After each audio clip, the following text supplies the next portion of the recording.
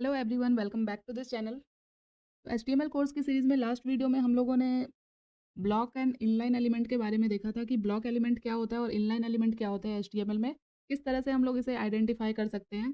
तो उसी तरह से आज के इस वीडियो में हम लोग कुछ और एचटीएमएल टैग्स के बारे में सीखेंगे जो कि होते हैं सिमेंटिक टैग और नॉन सिमेंटिक टैग, एंड साथ ही साथ हम लोग कुछ एचटीएमएल एंटिटीज़ के बारे में भी देखेंगे। तो चलिए वीडियो को स्टार्ट करते हैं। यहाँ पे आ जाते हैं हम लोग HTML कोर्स के फ़ोल्डर में जो अभी तक हम लोगों ने इस कोर्स में फ़ॉलो किया है, एंड इस फ़ोल्डर के अंदर एक फ़ाइल क्रिएट करेंगे हम लोग। तो ये होने वाला है हमारा चैप्टर 12। तो चैप्टर 12 डॉट HTML एक फ़ाइल क्रिएट किया मैंने। इस एक्सप्लोरर को यहाँ से क्लोज़ करते हैं और यहाँ पे जल्दी से हम लोग HTML बॉयलर प्लेट को लगाते हैं एंड यहाँ पे टाइटल ऐड कर लेते हैं। तो HTML semantic tag, non semantic tag और HTML एंटिटीज़, ये सारी चीज़ें हम लोग इस एक वीडियो में कवर करने वाले हैं क्योंकि ये कोई बहुत बड़ी सी टॉपिक नहीं है, बहुत सिंपल सा टॉपिक होने वाला है ये। इसमें हम लोगों को बस टैग्स को आइडेंटिफाई करना है कि सिमेंटिक टैग क्या होते हैं और नॉन सिमेंटिक टैग क्या होते हैं और किस तरह से HTML एंटिटीज़ ऐड किए जाते हैं, एंटिटीज़ होते क्या है।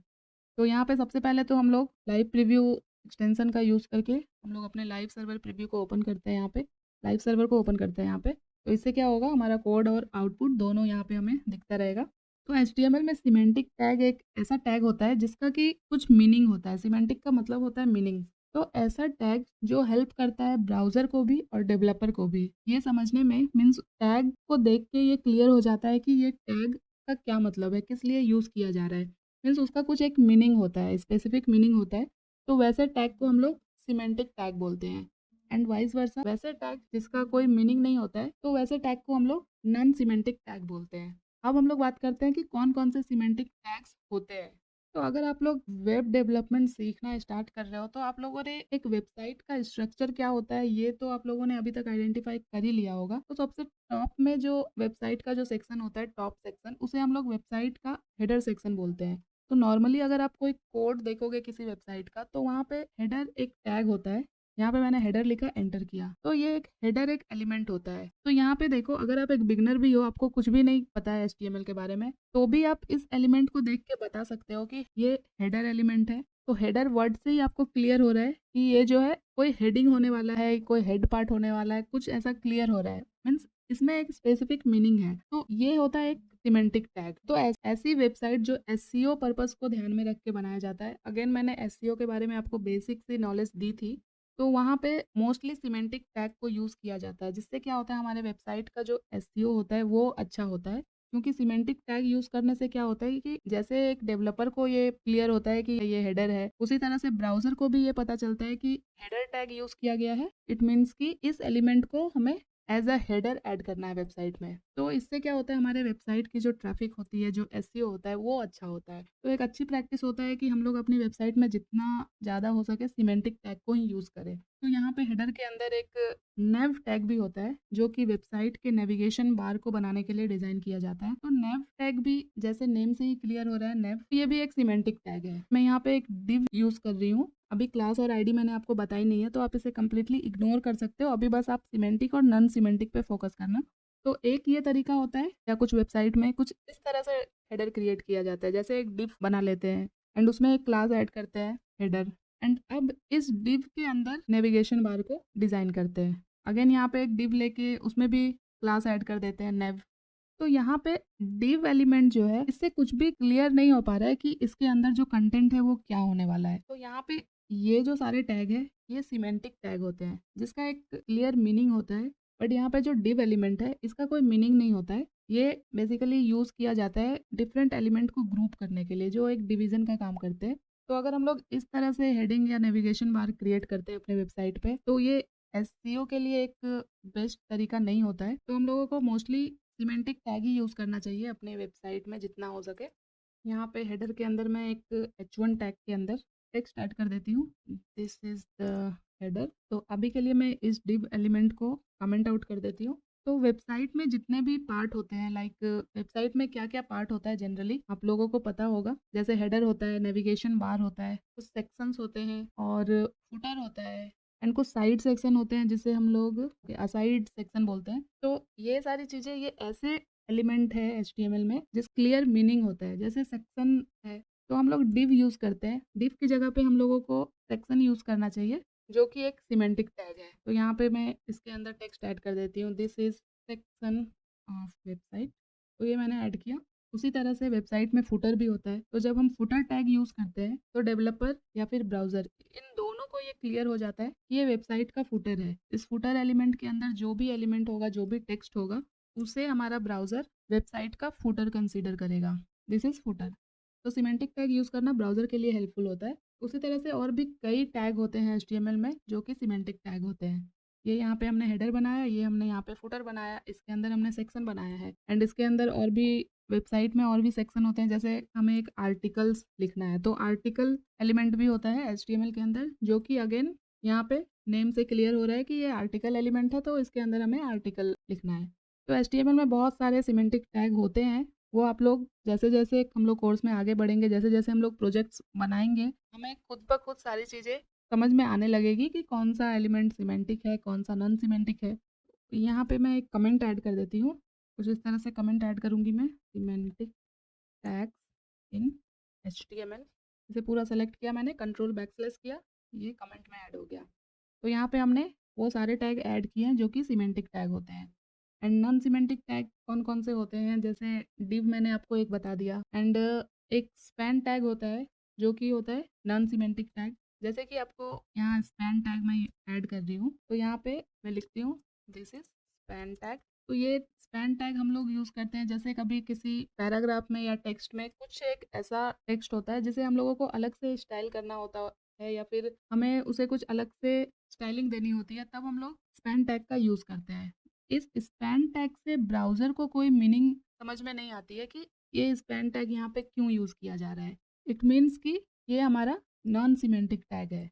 तो अभी के लिए मैं यहाँ पे एक और कमेंट ऐड करती हूँ और यहाँ पे मैं ऐड करूँगी HTML एंटिटीज़। तो HTML एंटिटीज़ क्या होता है, अब हम लोग तो HTML एंटिटीज़ क्या होता है अब हम लोग ये देख लेते हैं। तो HTML में कुछ रिजर्व कीवर्ड होते हैं जिसे हम लोग HTML एंटिटीज़ के नाम से जानते हैं। जैसे आप लोगों ने कोई सिंबल देखा होगा HTML में, जैसे हम लोग फुटर बनाते हैं तो वहाँ पे आप लोगों ने कॉपीराइट का सिंबल देखा होगा, तो उसके लिए हम लोग एंटिटीज़ का यूज़ करते हैं।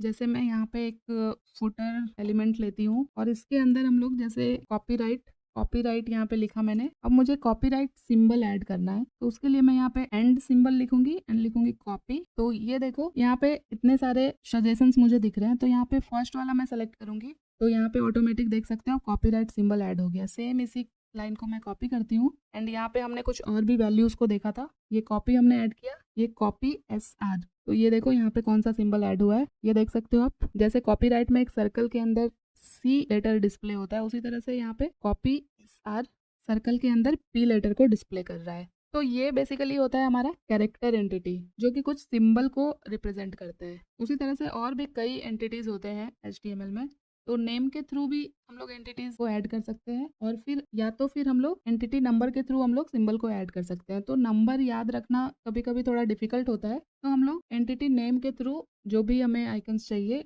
वो हम लोग ऐड कर सकते हैं। अगर मैं यहाँ पे कुछ और टैग लूँ, जैसे मैं एक P टैग लेती हूँ और यहाँ पे मैं टेक्स्ट ऐड करती हूँ this is paragraph and suppose हमें एक लेस देन या ग्रेटर देन सिंबल चाहिए एंड हम लोग इसे एंटिटी नेम के थ्रू ऐड करना चाहते हैं। इसके लिए क्या होता है, एंटिटी नेम को हम लोग कैसे ऐड करते हैं, उसके लिए हम लोग एंड साइन ऐड करते हैं सबसे पहले और लेस देन के लिए हम लोग लिखते हैं LT। विजुअल कोड को यूज करने का सबसे बेस्ट रीजन यही होता है कि अभी हम लोगों को बस इतना पता है कि हम लोग एंड साइन लिख के HTML एंटिटीज को ऐड कर सकते हैं। तो सपोज लेस देन के लिए मैं यहाँ पे L लिख रही हूँ, तो जैसे ही मैं यहाँ पे L लिखूंगी तो आप देख सकते हो इतने सारे एंटिटीज मुझे ऐसे ही दिख रहे हैं। यहाँ पे आप 1 बाय 1 सारे सेलेक्ट करके देख सकते हो कि कौन सा ऐड करने पे क्या ऐड हो रहा है। अगर मैं ये फर्स्ट वाला ऐड कर दूं तो ये आप देख सकते हो यहाँ पे ये सिंबल ऐड हो गया है। मुझे यहाँ पे लेस देन ऐड करना था, इस सेम लाइन को मैं कॉपी करती हूँ और यहाँ पे हम लोग अगेन लेस देन के लिए जो एंटिटी नेम होता है वो एंड और LT होता है। LT लिखा मैंने, ये देखो यहाँ पे लेस देन सिंबल यहाँ पे क्रिएट हो चुका है।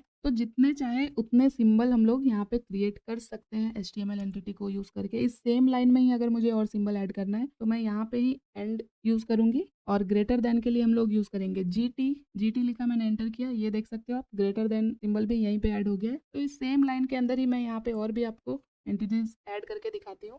HTML में एक बहुत ही ज़्यादा यूज़ होने वाला जो एंटिटीज़ होता है वो होता है NBSP, जिसका फुल फॉर्म होता है नॉन ब्रेकेबल स्पेस। तो ये हम लोग कब यूज़ करते हैं, ये होता है स्पेस के लिए। तो इसे समझने के लिए मैं यहाँ पे एक पैराग्राफ ऐड करती हूँ और इसमें मैं लिखती हूँ दिस इज अनदर, और यहाँ पे अब मैं यूज़ करूँगी NBSP नॉन ब्रेकेबल स्पेस, और इसके बाद में लिखूंगी पैराग्राफ। ये एंटिटीज क्या करती है, ये एक ऐसा स्पेस क्रिएट कर देती है जिसे हम लोग चेंज नहीं कर सकते हैं किसी भी वे में। अगर मैं यहाँ पे एक और NBSP non breakable space add करूँ, आप जितने यहाँ पे ऐड करोगे उतनी स्पेस यहाँ पे ऐड होती जाएगी।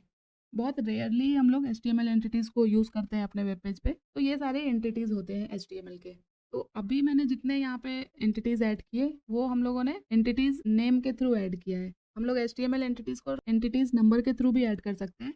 अगर मैं यहाँ पे एक p टैग लूँ और यहाँ पे मैं सिंपली अभी लिख रही हूँ पैराग्राफ, और यहाँ पे मुझे लेस देन सिंबल चाहिए। अभी मैं एंटिटीज नेम के थ्रू नहीं, एंटिटीज नंबर के थ्रू इसे ऐड करना चाहती हूँ। तो नंबर के थ्रू ऐड करने के लिए हम लोग क्या करते हैं, एंटिटीज नेम में हम लोग एंड साइन ऐड कर रहे थे, एंड अब हम लोगों को नंबर के थ्रू करना है। तो इसे हम लोग कैसे ऐड करते हैं, एंड के साथ हम लोगों को हैश का भी साइन ऐड करना होगा, एंड देन हम लोग यहाँ पे ऐड करेंगे नंबर।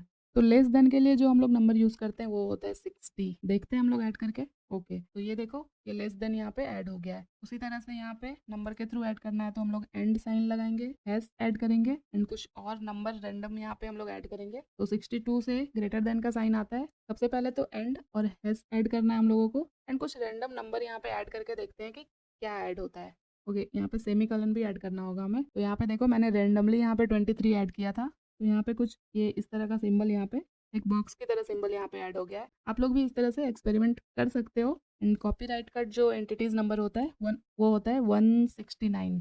तो इस चैप्टर में इतना कुछ इंपॉर्टेंट था नहीं, बट फिर भी हम लोगों को ये सारी चीजें पता होनी चाहिए। सिमेंटिक टैग क्या होते हैं, नॉन सिमेंटिक टैग क्या होते हैं, HTML एंटिटीज क्या होता है, किस तरह HTML एंटिटीज नेम के थ्रू हम लोग एंटिटीज ऐड कर सकते हैं, किस तरह से हम लोग नंबर के थ्रू एंटिटीज ऐड कर सकते हैं। तो इस वीडियो में इतना ही रखते हैं हम लोग। आने वाले वीडियोस में हम लोग और भी चीज़ें देखेंगे। एंड अभी तक अगर आप लोगों ने इस चैनल को सब्सक्राइब नहीं किया है तो प्लीज़ चैनल को सब्सक्राइब कर लेना, ताकि आप लोगों को